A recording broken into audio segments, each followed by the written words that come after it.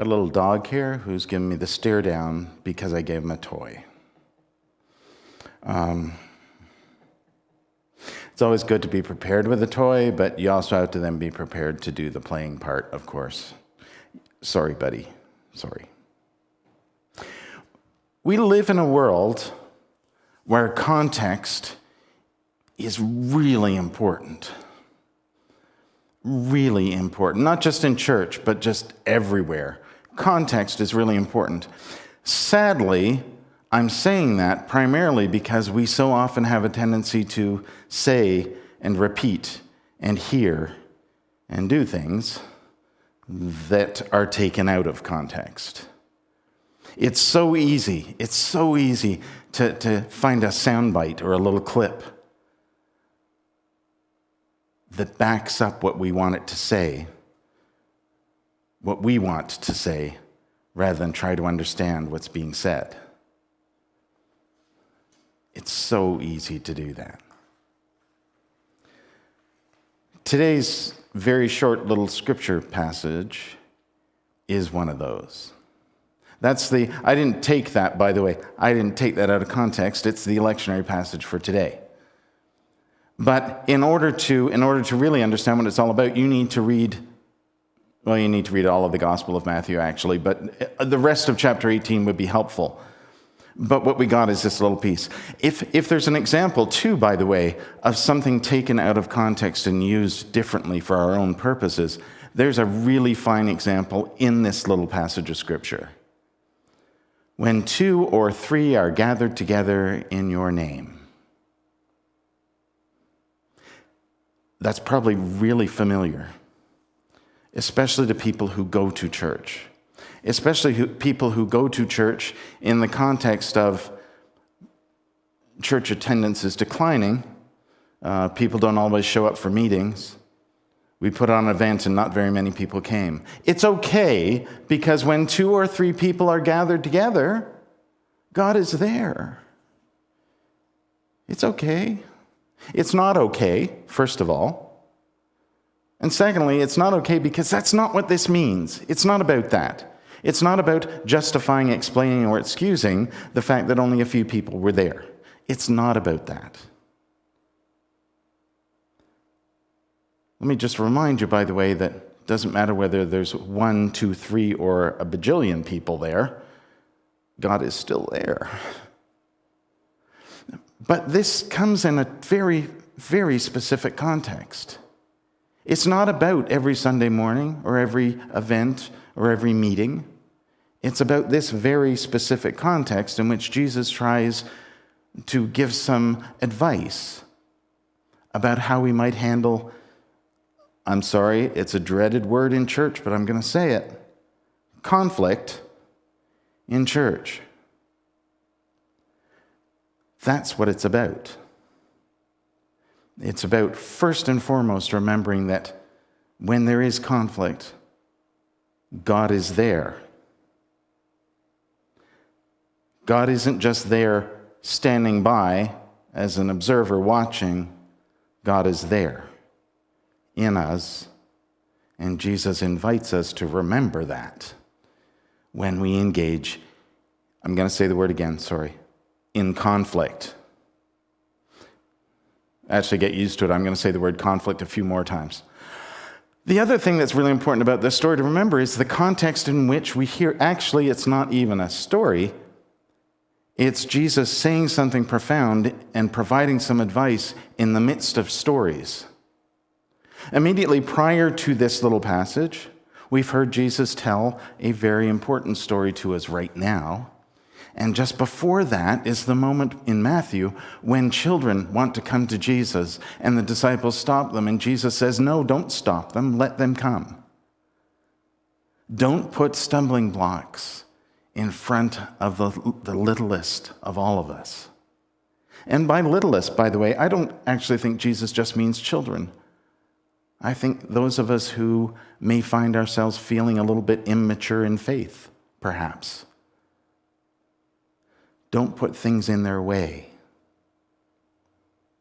And then he goes on to say, there was a shepherd who lost a single sheep from his flock. And he left the rest of the flock and went to find the sheep that was lost.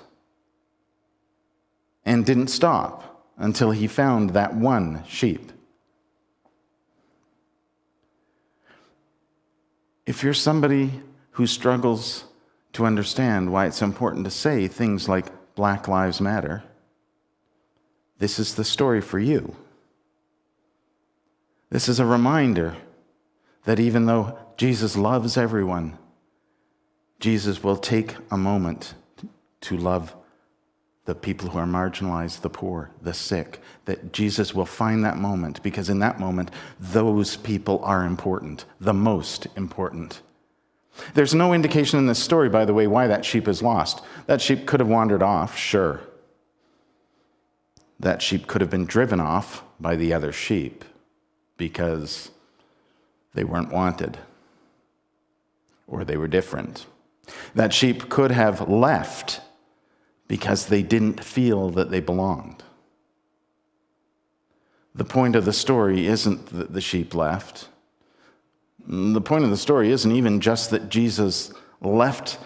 It tells a story where the shepherd left the other sheep and focused on that one single sheep. The point is that one sheep is brought back and restored. It's a story of restoration.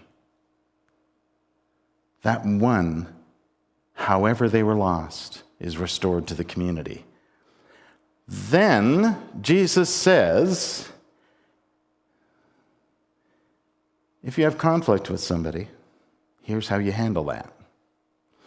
Now, we hear that story, we read that story, we see how it says, if someone sins against you, go and talk to them in person.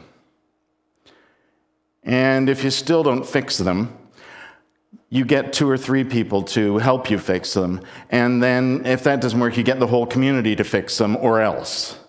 I think that's how we hear that. And that's not what it says.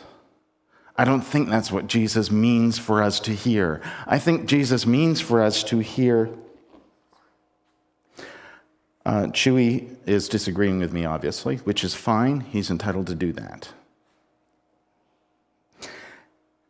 What Jesus means for us to hear is that when there is conflict, try and address it person to person, remembering God is there. God is with you.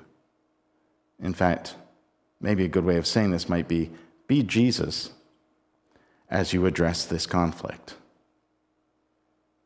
But we don't always. And then as he goes on, of course, bring in 2 or 3 people as impartial witnesses, not people on your side, as impartial witnesses to your conversation, in that they might provide support to both parties and advice to both parties. And then, if that doesn't resolve things, bring in the wider community.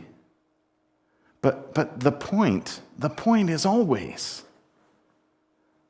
not victory or even restitution, punishment, even judgment. The point is restoration of relationship.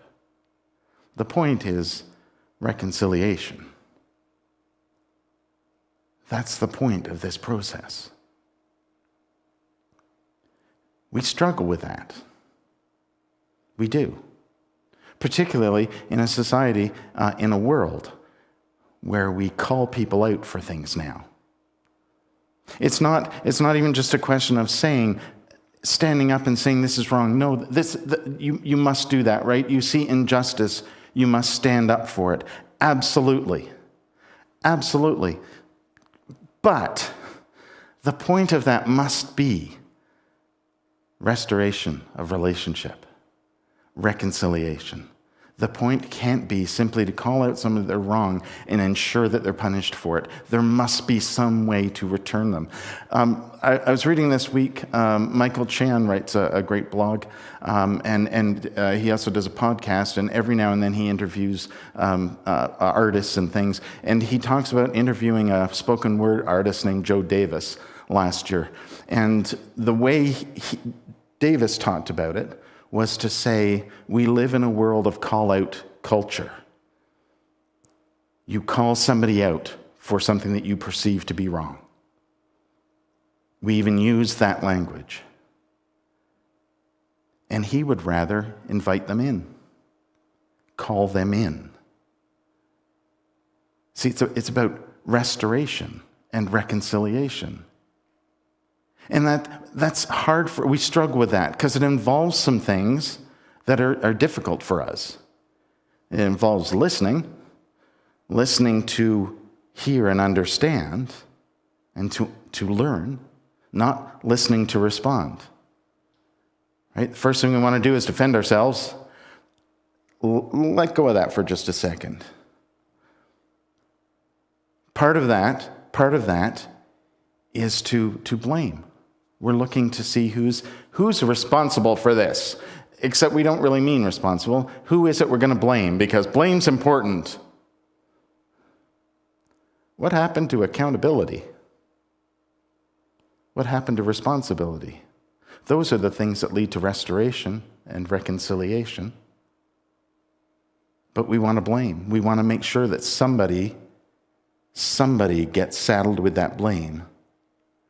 Especially if it's not us. That would be great.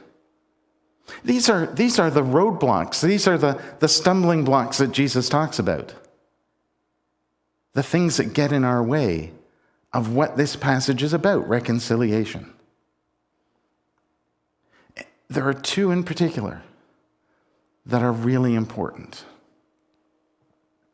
And you don't need to hear me tell you about that because there's somebody who is way wiser about this kind of thing than me. And so I just want you to watch a couple of little clips. I'm going to talk about each of them a bit. But it's Brene Brown, who studies this kind of thing and writes about these things, most famously about vulnerability, which is one of the most important things in reconciliation, is the willingness to be vulnerable, to not be defensive, to not blame, to not attack, but to bring to the moment where something needs to be confronted, listening, hearing, understanding, patience, all of those things. And instead, well, the first thing we leap to is blame. Here's Brene Brown in a really great little video created with some animation to help you understand what blame is really all about.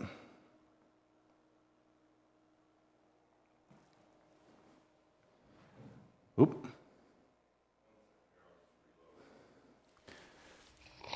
Oh, here we come.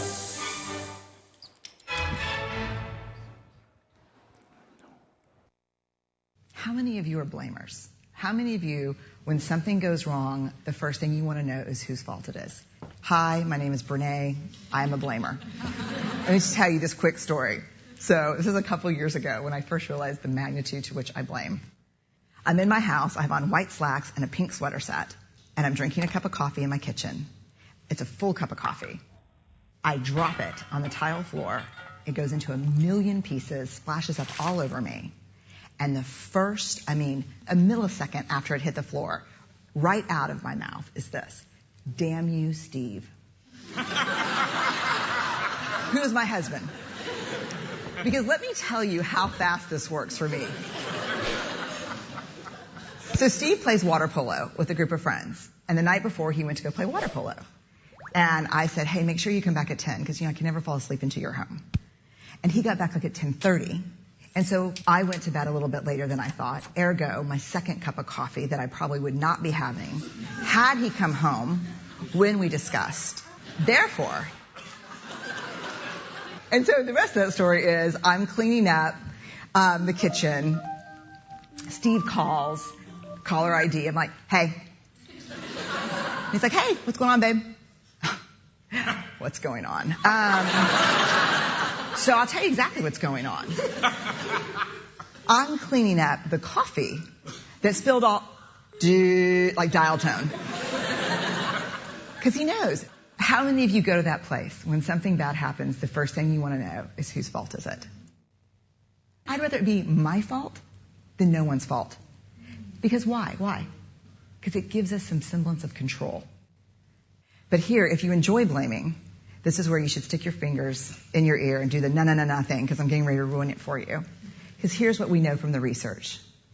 Blame is simply the discharging of discomfort and pain. It has an inverse relationship with accountability. Accountability, by definition, is a vulnerable process. It means me calling you and saying, hey, my feelings were really hurt about this, and talking. It's not blaming. Blaming is simply a way that we discharge anger. People who blame a lot seldom have the tenacity and grit to actually hold people accountable, because we expend all of our energy raging for 15 seconds and figuring out whose fault something is. And blaming is very corrosive in relationships, and it's one of the reasons we miss our opportunities for empathy. Because when something happens and we're hearing a story, we're not really listening. We're in the place where I was, making the connections as quickly as we can about whose fault something was.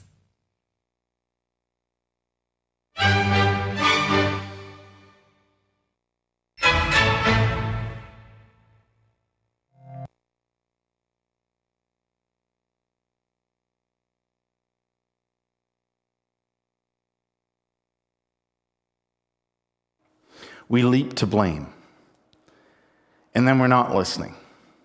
We're not being patient.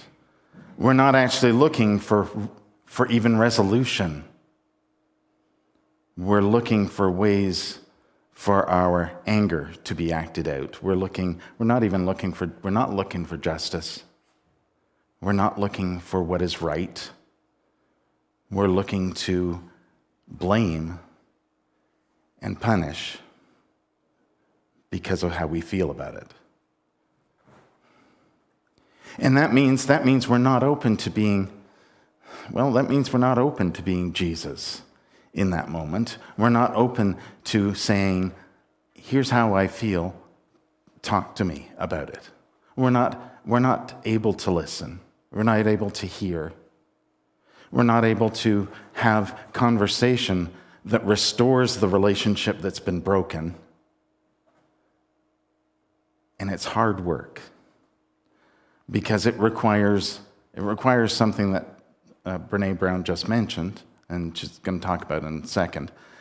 It requires something that we're not always really good at, because we mistake what this is all about for some other things. It's empathy. In this moment, in order to find reconciliation, we need empathy. Here's Dr. Brown talking about empathy.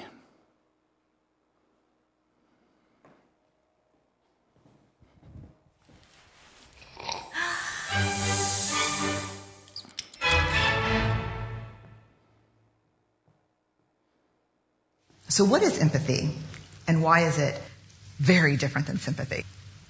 Empathy fuels connection. Sympathy drives disconnection. Empathy, it's very interesting. Teresa Wiseman is a nursing scholar who studied professions, very diverse professions where empathy is relevant, and came up with 4 qualities of empathy. Perspective taking, the ability to take the perspective of another person or recognize their perspective as their truth. Staying out of judgment, not easy when you enjoy it as much as most of us do. Recognizing emotion in other people and then communicating that. Empathy is feeling with people. And to me, I always think of empathy as this kind of sacred space when someone's kind of in a deep hole and they shout out from the bottom and they say, I'm stuck, it's dark, I'm overwhelmed. And then we look and we say, hey, climb down. I know what it's like down here, and you're not alone. Sympathy is, ooh, it's bad, no. You want a sandwich? Empathy is a choice, and it's a vulnerable choice, because in order to connect with you, I have to connect with something in myself that knows that feeling. Rarely, if ever, does an empathic response begin with at least. And we do it all the time. Because you know what? Someone just shared something with us that's incredibly painful, and we're trying to silver lining it. I don't think that's a verb, but I'm using it as one. We're trying to put the silver lining around it. So I had a miscarriage. Oh, at least you know you can get pregnant. I think my marriage is falling apart. At least you have a marriage. John's getting kicked out of school. At least Sarah is an A student. But one of the things we do sometimes in the face of very difficult conversations is we try to make things better. If I share something with you that's very difficult, I'd rather you say, I don't even know what to say right now. I'm just so glad you told me. Because the truth is, rarely can a response make something better. What makes something better is connection.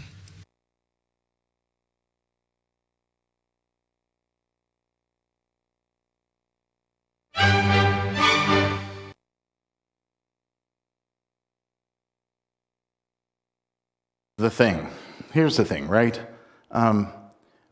Obviously, she's talking about empathy in a situation where someone is expressing their hurt to you. But it's also empathy, finding empathy in a moment where you're feeling hurt because something happened, and you're trying to address that with someone who's trying to explain to you where they think that their action came from.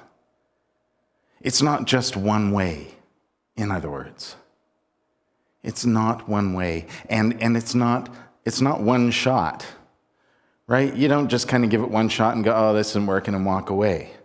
Hence, Jesus saying, listen, if it's not working one-on-one, maybe you need a few other people to help you, somebody to help. The other thing is that other thing that's important about the context of this little vignette with Jesus isn't just what came before it, that story of the sheep.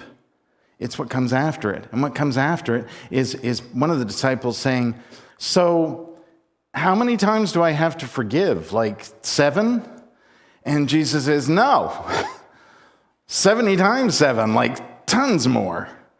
You don't take just one shot at it. You keep going, because that's what relationship is about.